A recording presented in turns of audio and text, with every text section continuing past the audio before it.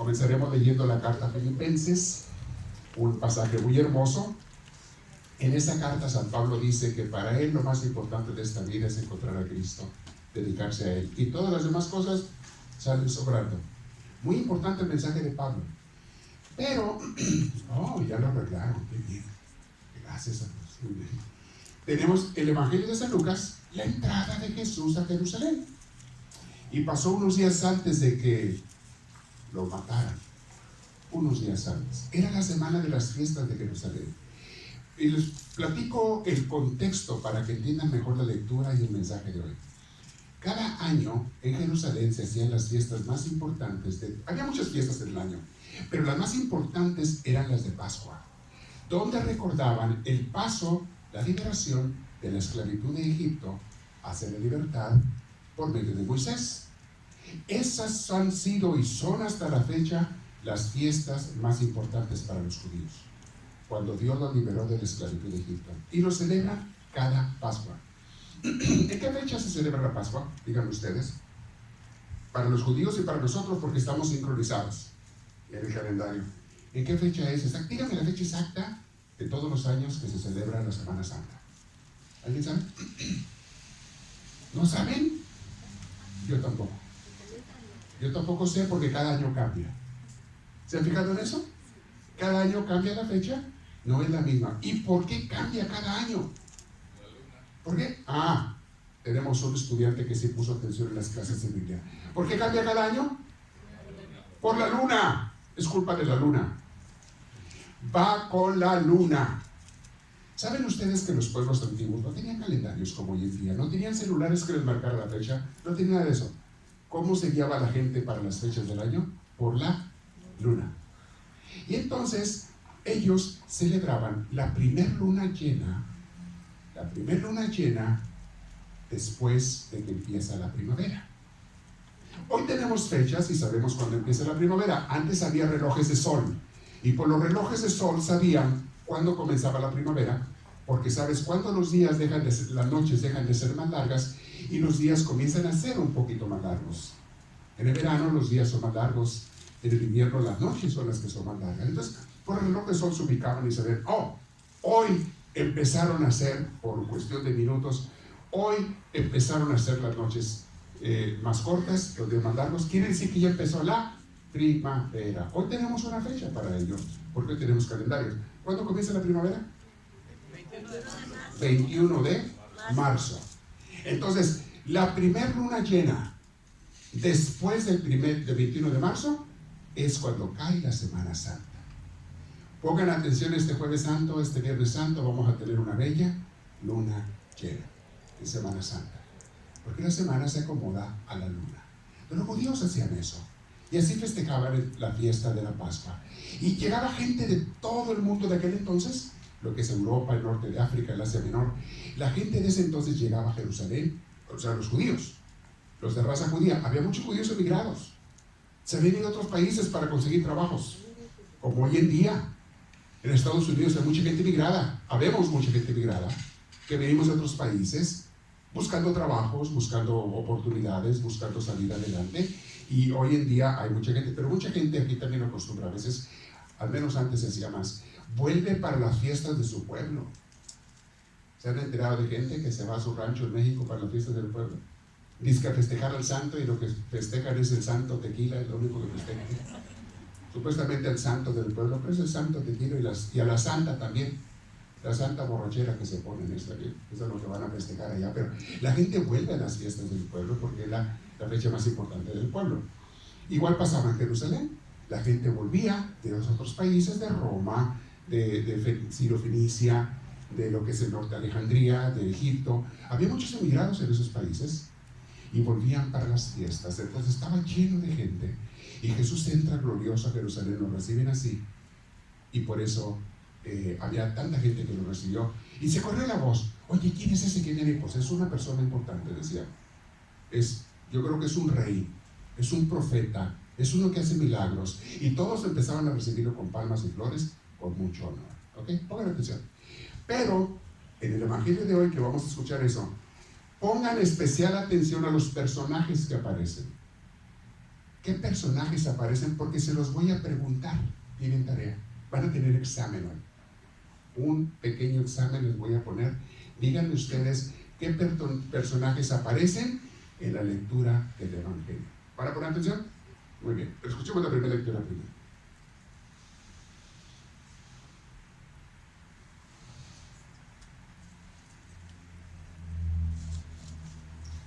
La lectura está tomada de la carta del apóstol San Pablo a los Filipenses, capítulo 2, versículos del 6 al 11. Él, siendo la condición divina, no se apegó a su igualdad con Dios, sino que se redujo a nada, tomando la condición de servidor, y se hizo semejante a los hombres. Y encontrándose en la condición humana, se rebajó a sí mismo, haciéndose obediente hasta la muerte, y muerte en una cruz. Por eso Dios lo engrandeció y le dio el nombre que está sobre todo nombre, para que al nombre de Jesús se doble toda rodilla en los cielos, en la tierra y entre los muertos, y toda lengua proclame que Cristo Jesús es el Señor, para gloria de Dios Padre. Esta es palabra de Dios. Te alabamos, Señor.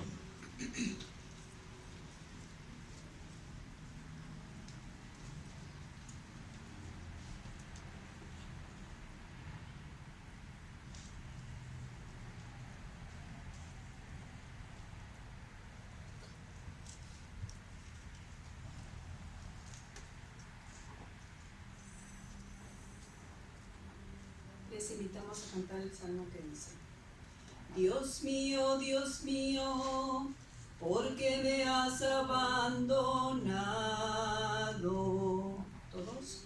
Dios mío, ¿por qué me has abandonado?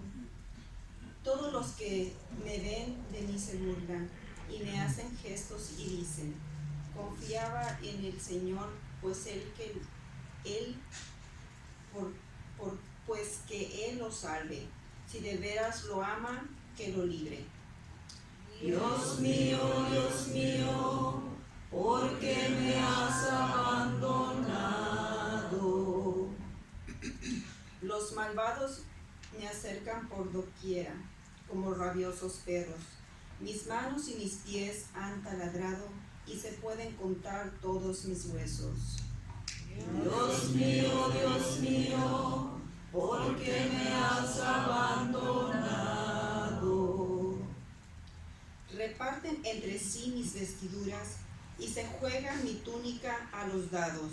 Señor, auxilio mío, ven y ayúdame. No te quedes de mí tan alejado. Dios mío, ¿por qué me has abandonado? Y para escuchar el Santo Evangelio de pie, por favor.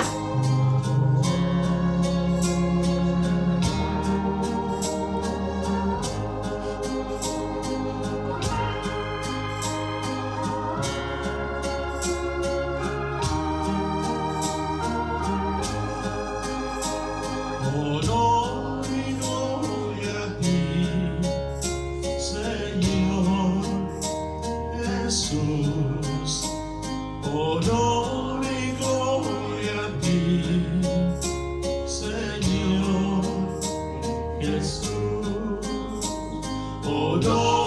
y gloria a ti, Señor Jesús. Honor y gloria a ti, Señor Jesús. Hermanos, que el Señor esté con todos ustedes.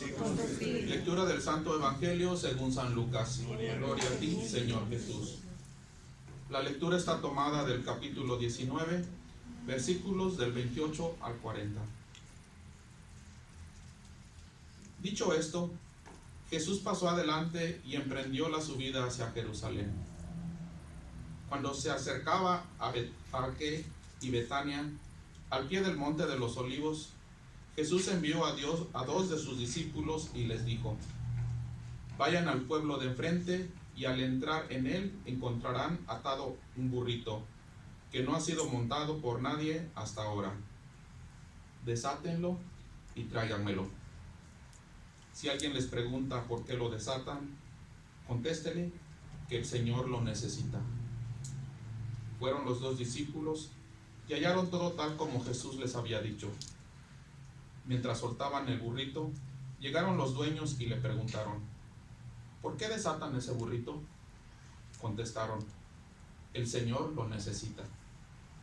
Trajeron entonces el burrito y le echaron sus capas encima para que Jesús se montara. La gente extendía sus mantos sobre el camino a medida que iba avanzando. Al acercarse a la bajada del Monte de los Olivos, la multitud de los discípulos comenzaron a alabar a Dios a gritos, con gran alegría, por todos los milagros que habían visto. Decían: bendito el que viene en nombre como Rey, en el nombre del Señor.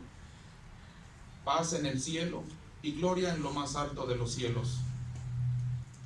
Algunos fariseos que se encontraban entre la gente dijeron a Jesús: Maestro, reprende a tus discípulos.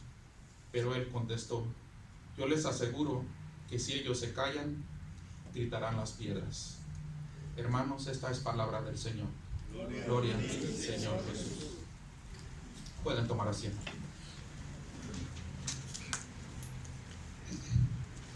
Hora del examen. Voy a poner calificación, ¿eh? Los que no contesten automáticamente están reprobados. Ahí ustedes sabrán. ¿Okay? Más vale que se hayan puesto atención y que contesten a la pregunta. Díganme ustedes qué personajes aparecen en el Evangelio de hoy. Aparte del principal de todos. ¿Quién es el principal de todos? Jesús. Muy bien. ¿Qué otros personajes aparecen en el Evangelio? Los apóstoles, los fariseos. ¿Quién más? El burro. Qué bueno que no se les pasó. Qué bueno. Hermano, van a decir: ¿cómo estás? El burro. ¿Quién? No, personajes. ¿Qué otros personajes aparecieron? Los dueños del burrito. Exacto, ¿se le estaban olvidando esos, Ok. ¿Qué más? La gente que recibió a Jesús. ¿La mencionaron? ¿No? Estos son los que más había. La gente con las palmas que recibía a Jesús. Muy bien. Más o menos pusieron atención. Ya los tengo en mente quién pasó y quién reprobó. Ahí los tengo ya más o menos en mente. Muy bien. ¿De cuáles de estos personajes convendría hablar hoy? ¿De cuáles de todos estos? ¿Alguien sugiere que de Jesús? ¿De quién se sugiere quién? La gente que recibió a Jesús, que ahora nosotros lo representamos aquí. ¿De qué otro personaje quieren ustedes, sugerirían que sería bueno hablar hoy? ¿De qué otro personaje? Los fariseos. Bueno, ¿saben de qué personaje voy a hablar de todos esos? Del burro. Voy a hablar del burro. Hermano, me digan, ¿cómo está?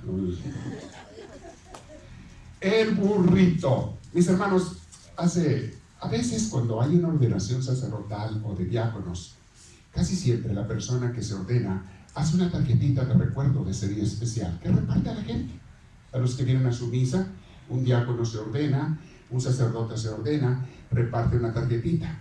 Y he visto algunos sacerdotes cuando se ordenan, o diácono no me ha tocado, pero sacerdotes sí, que ponen una frase. Porque tú pones una frase que indique más o menos tus sentimientos con respecto a lo que estás celebrando y recibiendo ese día. Y algunos ponen una frase que dice: porque el Señor lo necesita. ¿A qué se refiere esa frase? ¿A qué se refiere esa frase? ¿De dónde salió esa frase? ¿De dónde salió? ¿Del Evangelio que escuchamos hoy? ¿Quién dijo esa frase? Primero Jesús le dijo a los apóstoles: vayan, desaten un burro que está atado. Y si les preguntan, ¿por qué lo están desatando? ¿Por qué se lo están llevando? ¿Qué le van a responder? Porque el Señor lo necesita. El Señor de señores lo necesita. Y cuando uno va a servir a Dios, es una frase bien bonita bien humilde, decir, ¿sabes qué, Señor? Yo estoy sirviéndote, me ordeno hoy de misionero, misionera, de diácono, de sacerdote, porque yo no soy más que un burrito, Señor. Alguien que te va a servir. ¿Qué es un burrito? Un burrito es quizá el más humilde de los animales domésticos. Y su trabajo no es más que servir. Y a veces sirve el burrito con los trabajos más pesados. Es el que lleva las cargas, y él nomás está al servicio de su amo. Hace lo que el amo le diga. Y si le da de comer, come lo que el amo le dé. No escoge comidas. Él come lo que el amo le dé. Y trabaja a las horas que el amo le diga, de día o de noche. Por varios días o no. Y se queda atado al poste, al árbol donde lo amarran sin protestar por horas, por muchas horas, por el tiempo que el amo diga. Se queda atado. Un burrito no hace más que servir. Y es un honor. Todos debiéramos de ser como ese burrito y decir, porque el Señor lo necesita. ¿Por qué eres tú un cristiano? ¿Por qué estás sirviendo en la iglesia? ¿Por qué tienes un ministerio? Porque la respuesta debe de ser, porque el Señor lo necesita. Dios necesita de ti y de mí para expandir su reino. En realidad, por la divinidad y grandeza de Dios, Dios no debería de necesitar de nadie, porque es Dios. Pero Él decidió, desde un principio, no dar sus bendiciones, sus regalos, más que primordialmente, a través de sus servidores, a través de sus burritos, decimos en buena fe.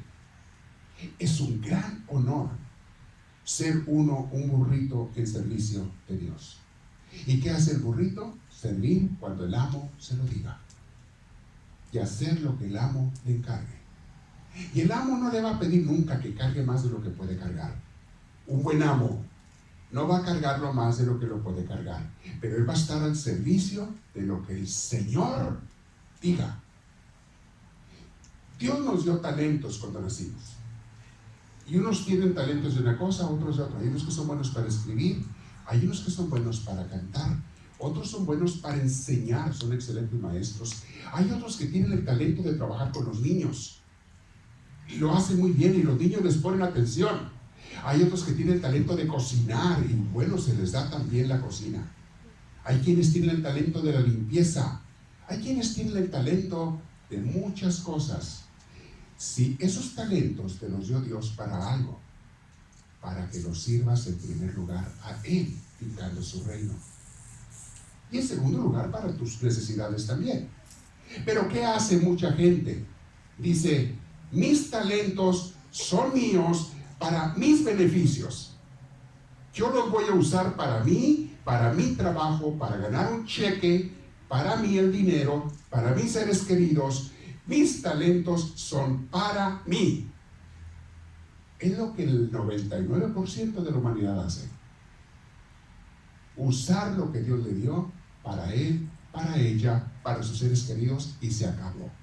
Y hasta allí, no más. No te los dio Dios para eso.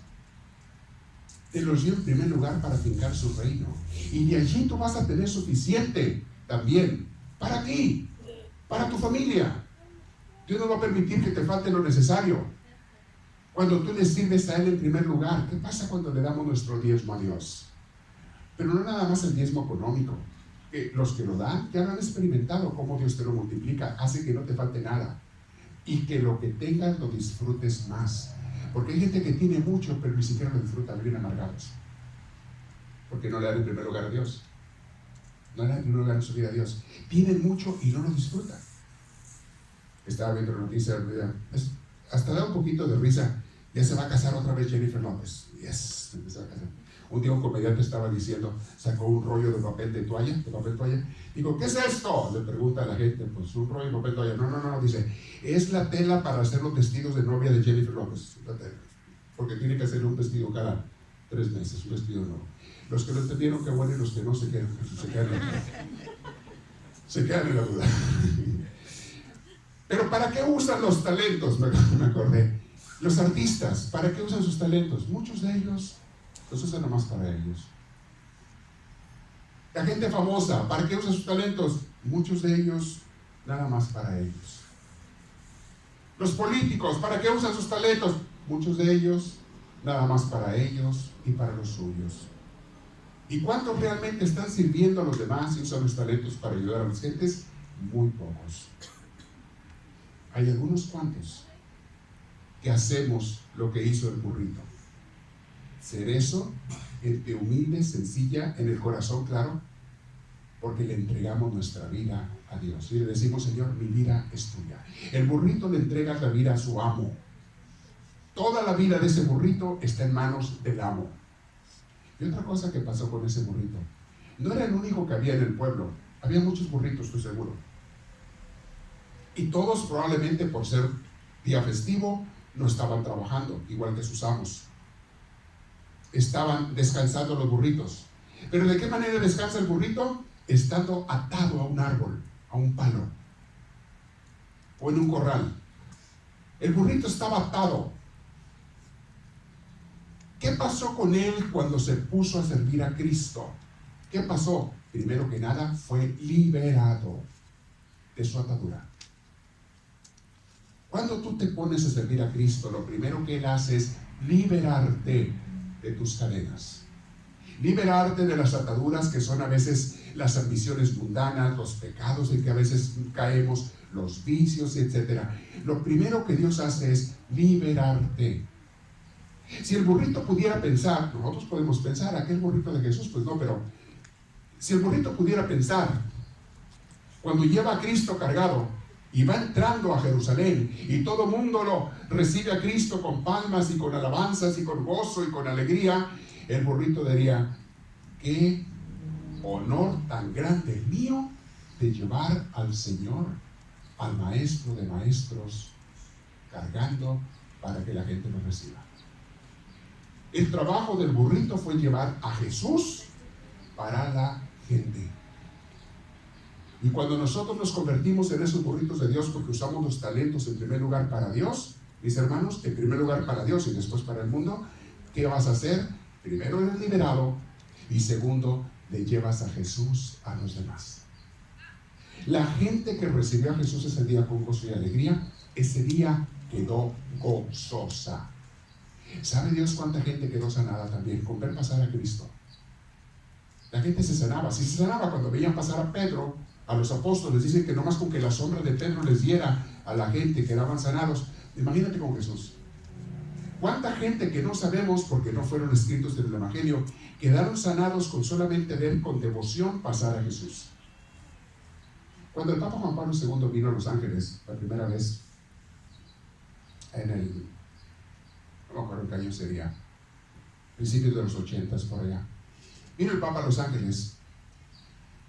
Recuerdo haber visto una noticia muy interesante. El Papa anduvo paseándose por unas calles de Los Ángeles, paseó en su papamóvil y lo llevaron por algunas calles y la gente salió a las calles a verlo pasar y lo aplaudían y lo recibían y luego fue al estadio y luego vino otra vez. La segunda vez a mí me tocó verlo, pero la primera vez que él vino anduvo por las calles y así. Bueno, salió una noticia muy interesante y si ustedes la buscan por ahí, los periódicos tienen que estar de esa época. Dicen, esos días que el Papa anduvo aquí en Los Ángeles, el número de crímenes en Los Ángeles se redujo a casi nada. Yo creo que en ese entonces había muchos crímenes, robos, asesinatos, balaceras, había muchos barrios en Los Ángeles, todavía hay, o sea, siempre hay. Pero en aquel entonces había una cosa exagerada, en los principios de los 80s, y sale la noticia, no entendemos por qué, pero la policía reporta que en estos días bajó totalmente el número de crímenes en la ciudad. Reportes de robos, reportes de esto y todo, bajaron a un 5% de lo que pasaba todos los días. Y mucha gente de Los Ángeles ni siquiera es creyente, ni siquiera es católica. La gente que salió a recibir al Papa y que lo vio pasar por ahí, quizás serían un 5% de la gente. Cuando mucho, además no cabrían tantos millones en las calles por donde pasó el Papa. Con el solo hecho de que un hombre, porque es un servidor de Dios el Papa, no es más que eso. Si un hombre pasando por aquí produjo eso en Los Ángeles, imagínense lo que pasaría cuando pasaba Jesús por la gente. El honor del burrito de decir, mira, estoy sirviendo para que mucha gente quede sanada cuando llevo al Maestro, cuando llevo al Señor conmigo.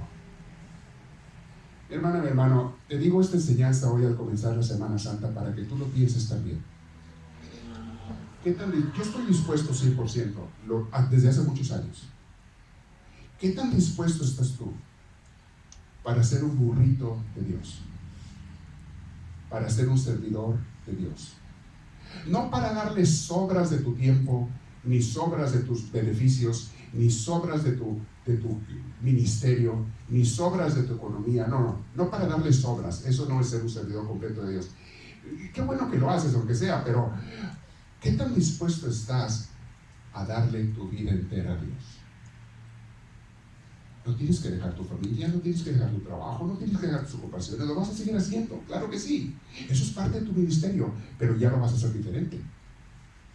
Y sobre todo, le vas a dar a Dios lo que le corresponde a Dios para ayudar a las almas. En la junta del viernes que tuve con los misioneros les dije, mis hermanitos, ustedes y yo, se los digo ahora y se los digo a las misioneras también, tenemos una misión muy simple: llevar a Cristo a las gentes para que se enamoren de Él, de Dios. Es la misión tan simple. Cada quien con el ministerio que tiene que hacer, llevarle a Cristo a los demás. Y esa misión es para todos los bautizados. Ese mandato, esa invitación es para todos los bautizados. Ser burritos de Dios, llevar a Cristo para que de esa nación vida y luz a tanta gente que en este mundo vive en la oscuridad.